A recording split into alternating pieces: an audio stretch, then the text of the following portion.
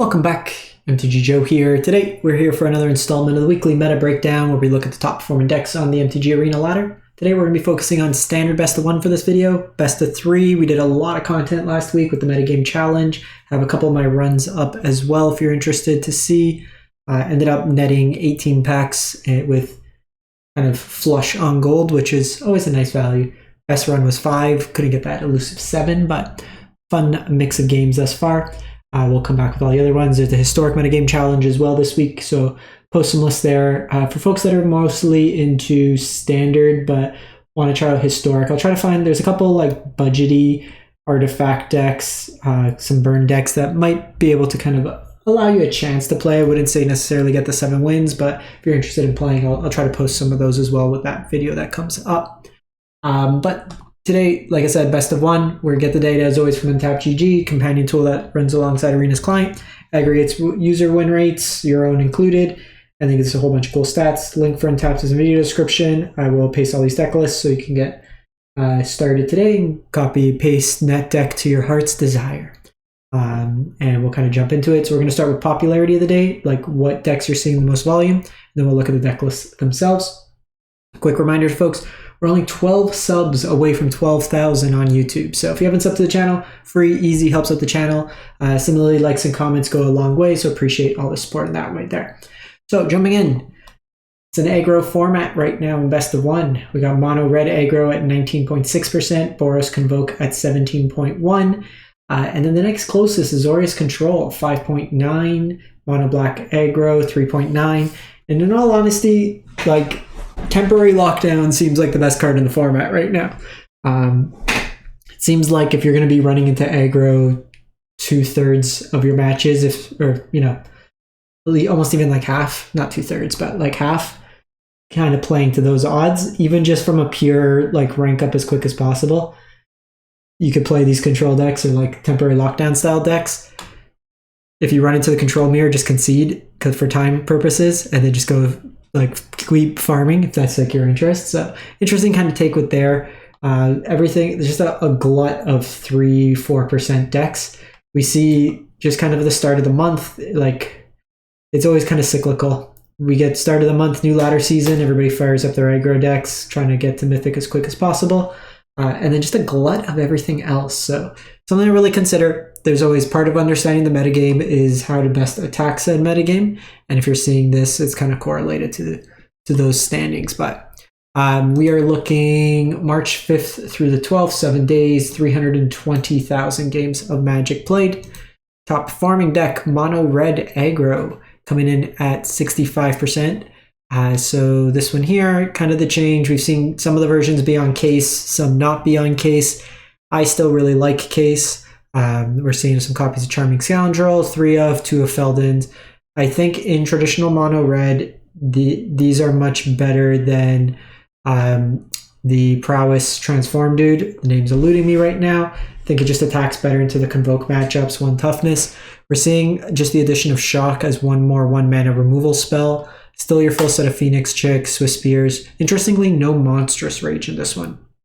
So playing more to the board, more to interacting. You do lose out on the combat tricks, which if you're on the Godric, you might want still some copies of those just to kind of play around with that. But mono red, very lean, very aggro. So Boros Convoke is actually the next highest win rate deck, but this version, they call it Gruul aggro. It's in best of 1. It's basically mono red Splash Questing Druid.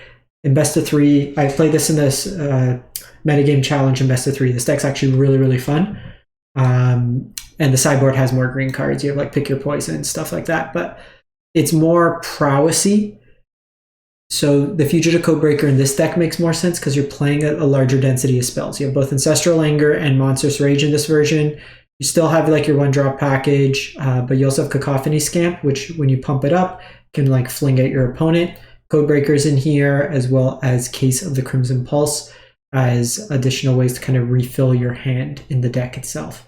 Had a lot of fun with this one here. I will say this version of the deck's more fragile and it's easier to kind of interact because you're trying to, like your creatures are, you have 8 cards that rely on a creature. So you can kind of draw poorly, but getting the case going is really strong. You could also just do huge chunks of damage out of nowhere. So something to kind of keep in mind there. Boros Convoke, 64.5%, and we see a couple copies of Yodian back in the main board here. Kind of the flex spots on the deck are the number of Case of the Gateway Express. You'll sometimes see Regal Bunnicorn in the deck, the number of War Leaders Call, and then whether or not you're on Sanguine Evangelist as well. This is actually, I was looking at the stats for the last month. This is the highest win rate card, just kind of correlating to being in the Convoke decks. And I guess just the play rates, this when it gets played yields like the highest win rate. It's kind of interesting. You think like Atraxa or some of the other cards, but it was Evangelist. Mana base in Boros is its biggest downfall. Just you're playing a lot of odd lands because you don't have a fast land. But very, very powerful, strong linear deck if you're looking for aggressive decks. Kind of the core of it is turn 1, play something that makes an artifact. Turn 2, Gleeful Demolition, start convoking. You go really wide and then aced out a whole bunch of power with Imidanes. Selesnya Enchantments. So I haven't covered enchantments in a couple weeks because the deck's largely been the same. Reasonable deck, 60.6%. For whatever reason, they always play a Blossoming Sands. Just play another Brushland in place. You don't need Blossoming Sands. Play a Bozeju, play an Iganjo as well. We're seeing a couple copies of Virtue and Loyalty just to give you a little bit more instant speed interaction and then a nice kind of payoff, 2 spells in 1.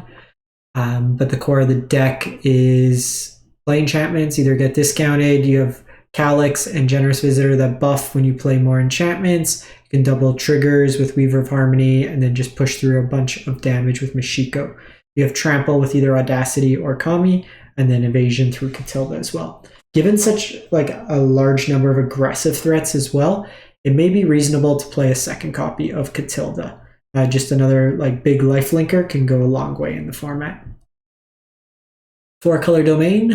So this version here, it's a little bit more to the older version. I would say if kind of mirroring what we see in best of 3 right now. If you're interested in domain, I don't hate, like a lot of the lists have trimmed on Courier's Briefcase, Go for the Throat, and are playing Temporary Lockdown instead. That could be a consideration. It just deals with a lot of the aggressive decks. A lot of what you're trying to do is just survive to turn like 4, 5, 6, to which you just overpower with like a Atraxa or something like that. This version, the mana base is a little bit different in terms of coloring because you have your virtues still, Go for the Throats, but ramp early, ramp hard, and then smash face. This one also looks like a little bit dated of a mana base. You should be playing Cavern of Souls as well, naming Angel, to take into account like your Archangel of Wraths and stuff like that, and your Atraxas. Azorius Control, Temporary Lockdown main. So this version is kind of interesting, a little bit more threat dense. You have Chromos Seed Shark in the main, Ezram as just a kind of big creature with a bunch of utility to it, and then a copy of Hornlock Whale, Eternal Wander as another way to kind of close out the game quickly, pairing that with Sunfalls, Farewell, no Depopulate, but you have the temporary lockdowns, smattering of different like cheap 2-mana spells. Elspeth Smite deals with a lot of the cheap attacking creatures of the format as well. Reckless Anchorage, Mirrex in the mana base. This is the Sunken Citadel version, so reduces the cost of activated abilities of some of your lands, like Field of Ruin, stuff like that. This list is always kind of interesting. I haven't had a chance to play it, but very budget friendly. No rares in the whole list, or mythics. 1,600 games, so reasonable sample size, 58%. It's a ninja artifact sub-theme, so it is self as an artifact, makes it, or itself as an artifact, makes an artifact. So you can kind of ninja in these cheap evasive threats. With ninjutsu, you also have Prosperous Thief can be ninja'd in, makes a treasure token, which can be then taken advantage of for Unksthis, Retrofitter, or Zoetic Glyph. Both ways to kind of power up an artifact into a bigger creature. Mind Over Matter is a bounce effect, as well as Fading Hope. If you want to just kind of upgrade this, if you have an Otawara, it's a free upgrade in terms of the mana base. You can also play, so they're using Roadside Reliquary, you can do Mishra's Foundry as another attacking creature as well. Then lastly, 4-color Reanimator, Squirming Emergence. So this is a self-mill deck, so you're using Otherworldly Gaze, Philology, Founding of the Third Path, Prankster, just a bunch of ways to put cards into your graveyard, Steamcore Scholar.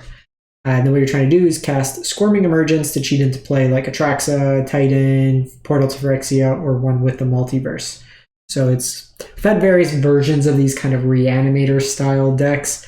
Cheating into play a big thing. This is just another version of it.